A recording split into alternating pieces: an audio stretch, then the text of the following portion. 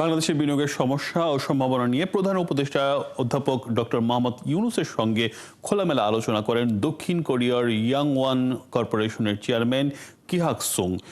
মঙ্গলবার রাষ্ট্রীয় অতিথি ভবন যমুনায় বাংলাদেশে বিদেশি বিনিয়োগ বাড়াতে করণীয় ও বাধা দূর করার পরামর্শ সহ আলোচনায় বসেন কোরিয়ার বিনিয়োগকারী প্রতিনিধি দল। কি হাক সুং চট্টগ্রামের কোরিয়ান ইপিজেডের প্রতিষ্ঠাতা এবং বাংলাদেশের এককভাবে তিনি সর্বোচ্চ বিদেশি বিনিয়োগকারী হিসেবে পরিচিত। এই দিন উপদেষ্টার সঙ্গে বৈঠক করেছেন চীনা বিনিয়োগকারীদের একটি প্রতিনিধি দলও।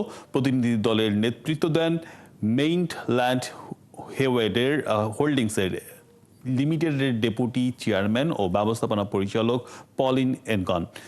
ঢাকায় গতকাল সোমবার থেকে দেশে বিনিয়োগ বাড়ানোর লক্ষ্যে 4 দিন ব্যাপী বাংলাদেশ বিনিয়োগ সম্মেলন 2025 শুরু হয়েছে, যার অংশ হিসেবে বিদেশি বিনিয়োগকারীদের সাথে প্রধান উপদেষ্টার এই বৈঠক।